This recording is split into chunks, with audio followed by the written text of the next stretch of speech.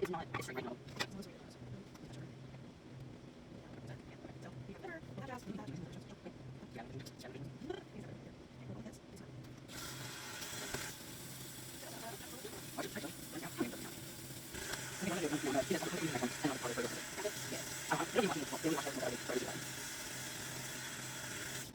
So I know with like meat, like steak, you don't rinse it, right? I'll clean.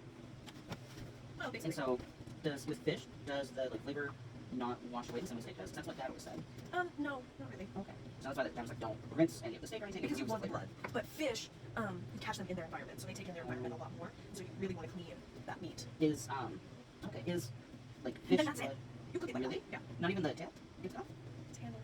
Because usually you'll just cook them like this. Okay. Well, and then, because I can do the chopping. I'm totally fine with the multiple choppings and stuff. I don't know. It's kind of cute. All right. I'm going to bring it down.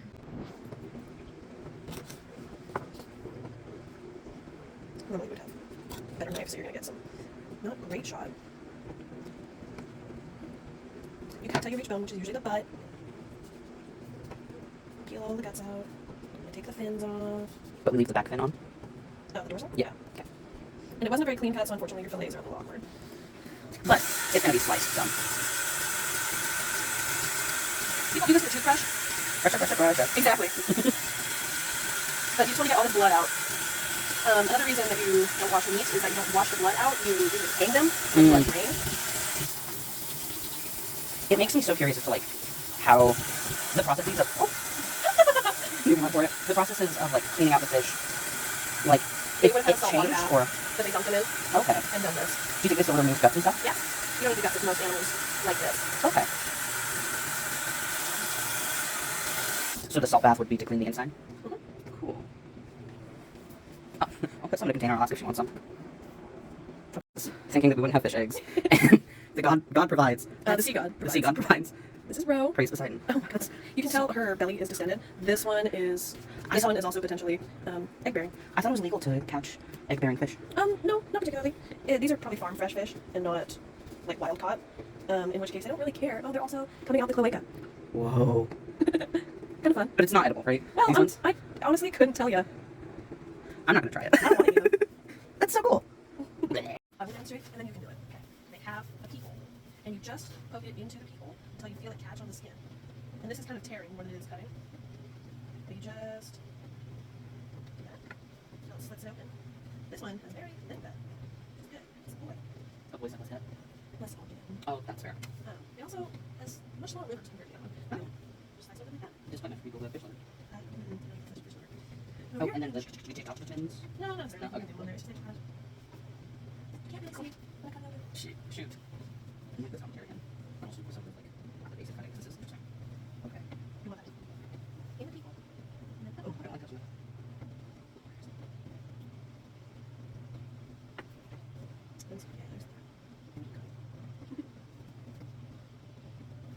I touched the insides. Oh, it's squished. He marries me to my gut hands. Oh. I can cut the belly for you. I don't need you to cut the belly for me. He tried. He did. I did the research. So this is the final step for these specific fish. I have, once again, my wife, my assistant, cutting them into bite-sized pieces to mix in with the rest of the sardines and other spices and oil. Okay, this is what we're working with. We're doing a small serving because in the recipe it's pretty vague as to how they want us to cut them. Typically we're used to kind of filleting and cutting into small pieces. Meanwhile the recipe just says chop them into small bites. So And smelt seems to be eaten whole, so I know. So we'll see. Up next for the bits and pieces, we're chopping up sardines. Only using one can. Is wild caught. Another fish eaten whole. And we're just gonna, again, chop it up because that's what it says. Okay, so right now we are preparing a bowl with salt water. Pink plain salt. Yes, yes. I'm assuming they just use pink plain salt, but that's all we have. You don't have sea salt. I'm assuming they didn't know the ingredients for yeah. You want more salt? Okay. I'm sorry. We're just rinsing them. That's good.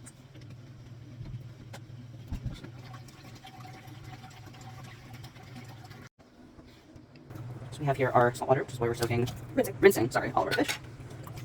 This was described in the recipe, rinsing them through with salt water, both for flavor and because that's the water they would have easier available, rather than using their well water on fish.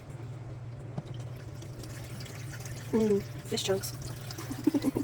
Now, I don't think there's seasoning in the sardines. I think that's just the sardine bits. Yeah, it's just the sardine bits. I don't think we have to cut up the sardines. No. Get all the pieces. Perfect. There you go. There's fish. I will start preparing the oil. Okay, so I'm moving on to preparing the oil with the seasonings. Video may be a little wobbly. I have my phone held up above the stove with about 5 rubber bands. There's no specific amount of oil. It just says it's oil for frying. So, and after that, I have classic olive oil. It most likely tastes different and is different than olive oil they would have been using, but this is what I have available. Another thing, of course, to consider is that they would certainly be using different techniques. Theirs would be over fires or hearths, and it wouldn't be in Teflon pans. So I have, according to the recipe, a pinch of rosemary, a pinch of thyme, and then a pinch of oregano. After that, those are all widely inaccurate measurements, but after that I have onions. I do have frozen onions because I thought I had regular onions at home, so this is what we're going with.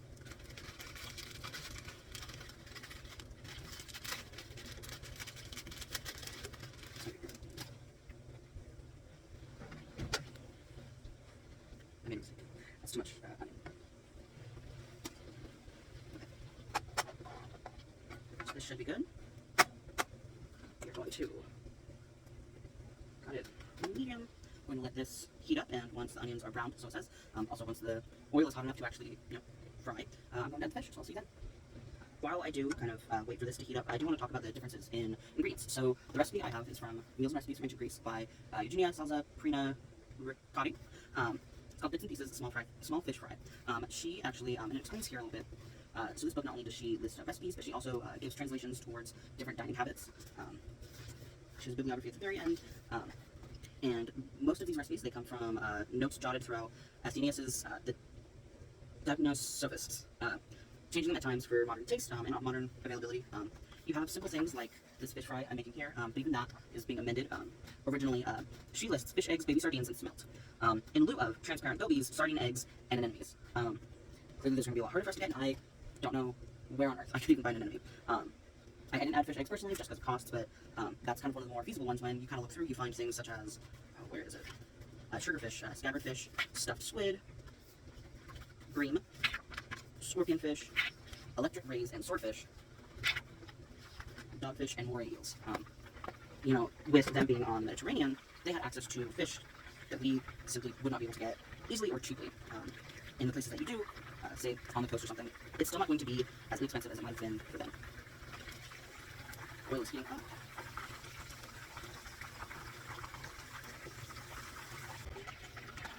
It's brown enough. It's not like caramelized, but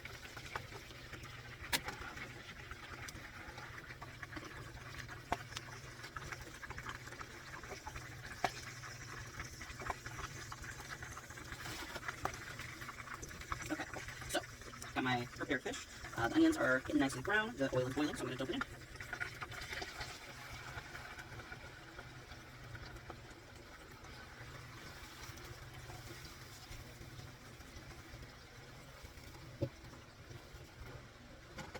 I think one thing I'll always wonder is how the taste differs of, making this fish with the oil in this nice nonstick pan versus the well-seasoned, pans of metals or stones. How that would affect the taste, because I know from personal experience, cooking in, say, cast iron always tastes better. So I think it would be interesting to know, or even just cooked on, rather than a stove, on a hearth with a fire. Something that would be interesting to experience one day. But it's not quite available for me. I know I'm supposed to be giving it this much attention. The first sign of sizzling, take them out.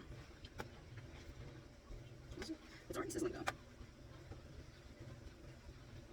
I wonder if it means the fish sizzling because the oil was sizzling before I put them in, the brown onions. You can see it on the fish. Okay.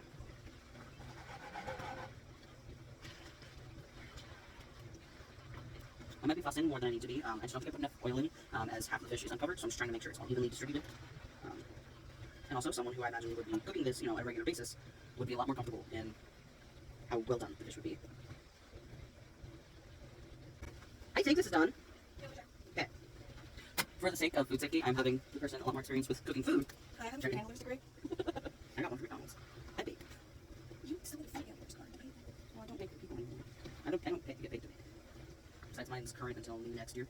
What? Yeah, I renewed it for fun. You paid $10 to renew it for fun? Like last year, yeah. I got an email and it said, hey, your thing's expiring. Would you like to renew it for like this discount? I was like, no. So I said, sure. Actually, this week there's two. This happens to be handler's savings. $4.50. $1.35. Ooh. Does the oil temperature count for fish? Yeah, it's because the fish are very thin.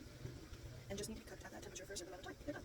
I'm really impressed thinking about the people who were originally making this who would look and go, It's sizzling. It's good to go. this is done. And I'm like, it smells still really good though. I'm really glad you did something. How would you not think it smells good? That's what you're talking about. Caught the fish. I know that much. I'm assuming I strain it out. Well, yeah. But also, they just drink olive oil, so like, Fair. it's not fresh. It doesn't specify how to serve it. It just says serve them immediately. I would just remove the oil. Okay.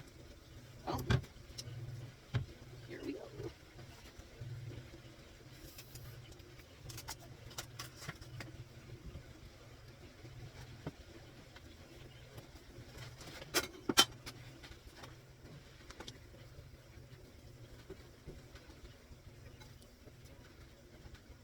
I will be the first to admit, this does not look appetizing.